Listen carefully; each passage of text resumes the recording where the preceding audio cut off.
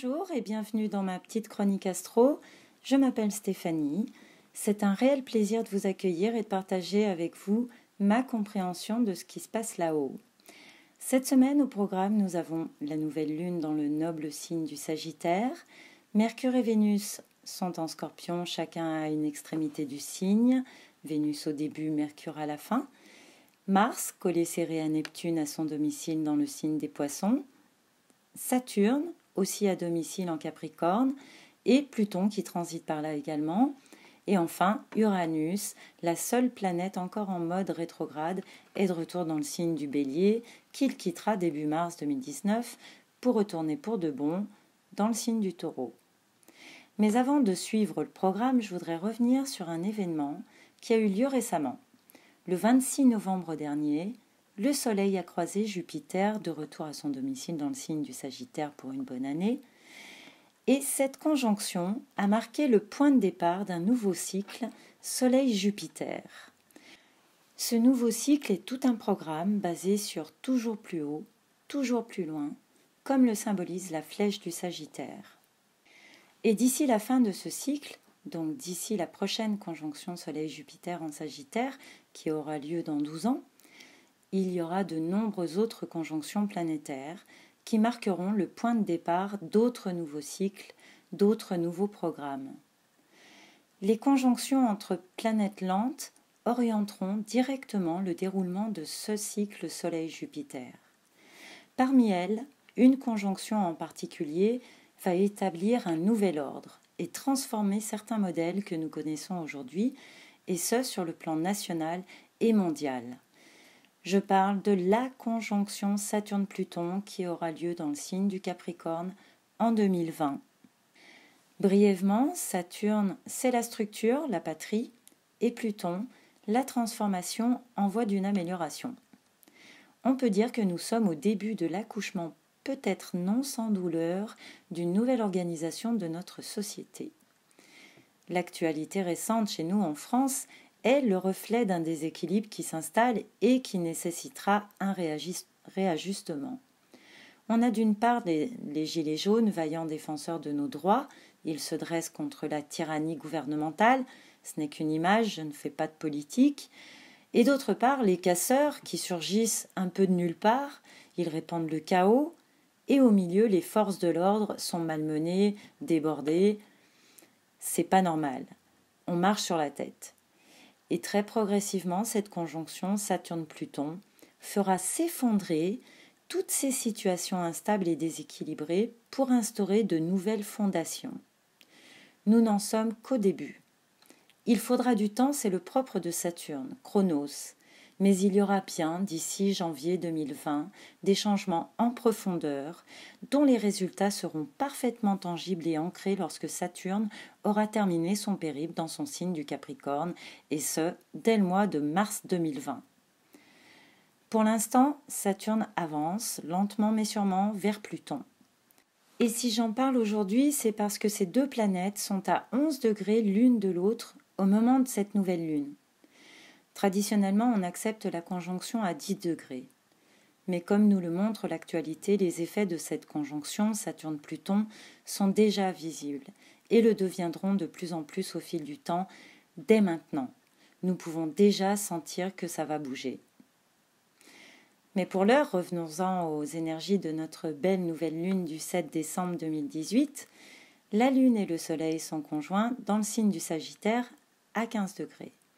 C'est intéressant de noter que sur la carte montée pour Paris, la nouvelle lune est conjointe à l'ascendant, ce qui évoque l'idée d'être perçu par les autres, un nouveau départ au grand jour. Dans le signe du Sagittaire, cette nouvelle lune nous anoblit d'une certaine façon, car elle nous pousse à être une meilleure personne, en nous montrant aux yeux des autres sous notre meilleur jour, en donnant pour cela ce qu'on a de meilleur. Cette nouvelle lune peut nous faire vivre un moment mémorable qui restera gravé. Ramener à l'échelle de la vie de chacun, ce peut être une petite chose comme rompre avec une mauvaise habitude, comme arrêter de fumer, ce qui n'est pas si peu.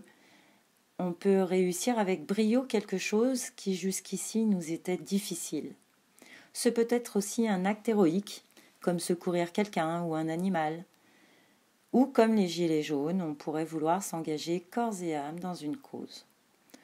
On peut, avec l'énergie de cette nouvelle lune, trouver le courage de réaliser quelque chose d'extraordinaire dont on se souviendra longtemps.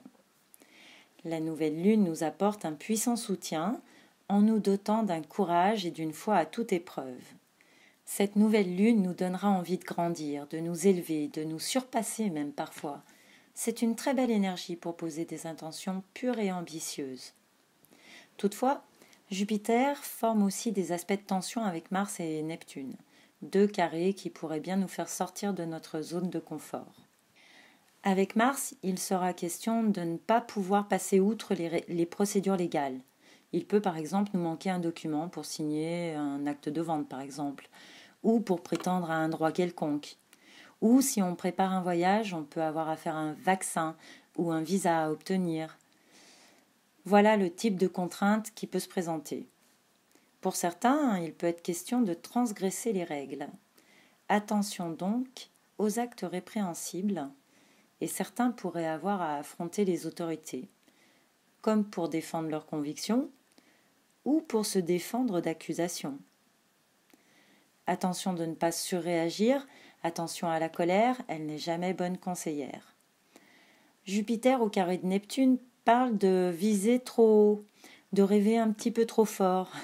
Et comme Jupiter et Neptune sont tous les deux à domicile, c'est un peu le choc des titans. Qui l'emportera ? Le rêve ou la loi ? En attendant de le découvrir, il serait plus prudent de rester modéré avec l'alcool et tout ce qui peut faire perdre le sens de la réalité. Mercure est toujours conjoint à Jupiter, même s'ils sont dans des signes différents, il n'a pas fini de dire ses quatre vérités, bien haut et bien fort pour être sûr de bien se faire entendre. Avec Mercure dans le signe du Scorpion, on pourrait bien entendre, ou dire, des vérités qui font mal. Mercure est aussi au quinconce d'Uranus. On dit qu'Uranus est l'octave supérieure de Mercure. Mercure est la fonction mentale active, la façon de communiquer, d'apprendre, de comprendre. Il booste notre mobilité. Uranus, lui, pressent avec une logique implacable mathématique. Il symbolise la technologie, du moins tous les champs d'application que la technologie fait évoluer, comme l'électricité, Internet et même l'astrologie aussi. On sait aussi qu'il est imprévisible, rebelle, et ses effets peuvent être fulgurants. Le quinconce veut nous enseigner quelque chose, nous faire grandir, mais sa façon à lui d'être pédagogue, c'est de nous tendre un piège. Et avec Uranus, on commence à avoir l'habitude, ce peut être quelque chose qu'on n'avait pas prévu, pour lequel on ne s'est pas préparé. Donc ce quinconce pourrait bien nous surprendre par quelque chose en lien avec la communication, Mercure, et la technologie, Uranus. Le mouvement des Gilets jaunes, par exemple, pourrait continuer à prendre de l'ampleur par le biais d'Internet, par le biais des réseaux sociaux. On pourrait être surpris par la portée des réseaux sociaux. Saturne, toute puissante dans son signe préféré, valide et soutient Vénus par un sextile. Elle l'aide à prendre une sage décision, plutôt froidement. Vénus est en Scorpion, plus exigeante que d'habitude. Elle met à notre disposition ses plus beaux atouts de Scorpionne, nous rendant plus magnétiques et moins crédules. Elle nous rend très lucides sur le plan des sentiments, elle ne se laisse pas manipuler. D'ailleurs, on pourrait tenter d'affirmer notre propre pouvoir sur ceux qui tentent de nous manipuler. Ça risque de faire émerger une drôle de situation riche en quiproquos, on ne saura plus qui manipule qui, et les manœuvres se feront dans le secret. Que de mystère et d'intensité. Saturne forme un joli sextile à Neptune et par extension à Mars, de passage en conjonction, mais je vais y revenir. Ensemble, Saturne et Neptune et Mars en sextile peaufinent la réalisation de nos rêves qu'ils veulent parfaits, ce qui va dans le sens de Pluton, qui a son mot à dire sur la tournure que prendront les événements, puisque lui aussi discute avec Neptune par un joli sextile. La période est encore propice à nos rêves et pour être attentif à nos intuitions qui nous parlent d'avenir. Mars, donc, est parfaitement conjoint à Neptune sur le 13e degré, bien installé dans le signe des Poissons, et l'énergie neptunienne est à son maximum. On pourrait bien se sentir complètement KO, fatigué, au point d'avoir sommeil et de bâiller à longueur de journée. L'idée avec ce transit, c'est de lui faire de la place pour qu'il ne nous envahisse pas. Permettons aux énergies de Mars et de Neptune de se réaliser en nous reposant beaucoup. Sinon, elles pourraient s'imposer à nous en nous faisant tomber malade, par exemple. C'est une excellente période pour se soigner, pour faire un petit contrôle de routine chez le médecin, juste pour vérifier la tension et tous ces trucs. On peut en profiter pour soigner des petits bobos qu'on traîne et qui ne disparaissent pas. C'est une bonne période pour faire une cure de vitamines ou partir en cure pour les plus chanceux. Ou simplement prendre soin de soi en se faisant des choses simples, un masque, un massage des pieds, une inhalation. Il y a plein de façons de se faire du bien avec pas grand-chose. Et les bénéfices que nous en tirerons porteront sur le long terme, c'est ce que nous dit Mars en sextile à Saturne. Mars, toujours, forme un sextile à Pluton. Alors, selon ce qui s'est passé au printemps dernier, au moment de la conjonction Mars-Pluton, si rupture il y a eu, les transformations amorcées devraient commencer à prendre forme, à être visibles. Mais du fait de la conjonction de Mars à Neptune, il se peut que ce soit encore un peu vague, ou on peut avoir l'impression de ne pas vraiment avoir le contrôle sur la situation. Quand Mars et Pluton discutent, même s'ils sont en harmonie, les sujets sont toujours un peu tourmentants, à différents degrés selon chacun. Uranus, toujours en opposition à Vénus, et en mode rétrograde, continue à nous déstabiliser, et bien que l'opposition soit en phase de séparation, l'énergie combative du Scorpion indique que Vénus ne lâchera rien, qu'elle préférera endurer un inconfort plutôt que de devoir renoncer définitivement, ce qui n'arrivera jamais avec une Vénus en Scorpion.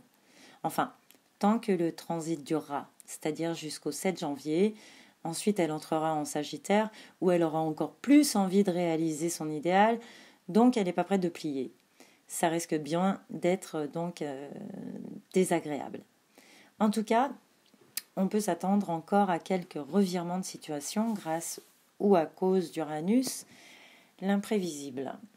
Petit à petit, il va nous débarrasser du superflu, ce qui veut dire que les masques vont tomber, qu'on verra alors mieux les vrais visages de ceux qui resteront dans le décor désormais.